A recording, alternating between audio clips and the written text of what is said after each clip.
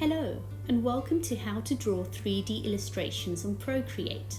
My name is Neelofar and I'm an aspiring digital children's illustrator. I've been illustrating for many years now, using traditional methods like oil pastels and acrylics to create animals, insects, flowers, basically lots of nature-related illustrations. But a few years back, I purchased an iPad, and that's when my journey into digital art began. I now use Procreate to illustrate my illustrations, and what Procreate does is it's allowed me to create a style which is unique and individual to myself. Thanks to a range of colour palettes and brushes, I'm able to discover new techniques to make my art even more polished. And today I want to share some techniques with you. Our class will focus today on creating depth and dimension into our 2D flat object through shading and through the use of layering on our canvas. So let's begin. Right, we're on a new canvas here. We're going to rename our layer pencil because we will be creating a 3D coloured pencil. We're going to go into the brush library, into Inking 1 and into the brush studio for Studio Pen.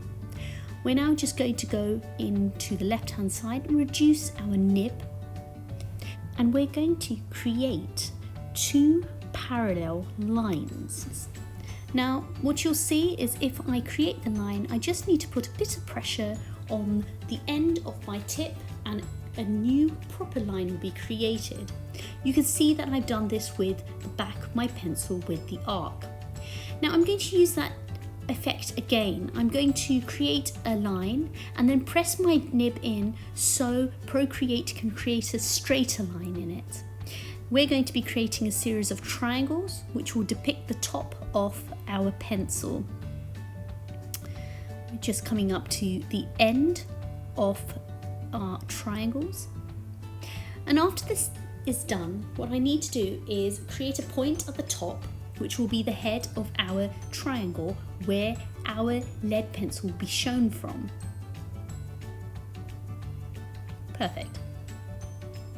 Now we've got the shapes of our pencil, let's colour it in.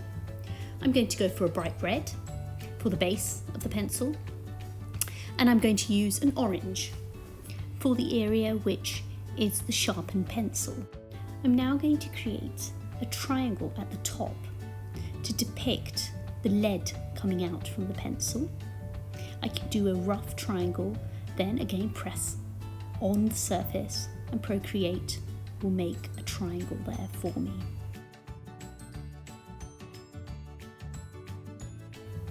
I just want to talk to you a little bit about how the light will be hitting the surface of an object.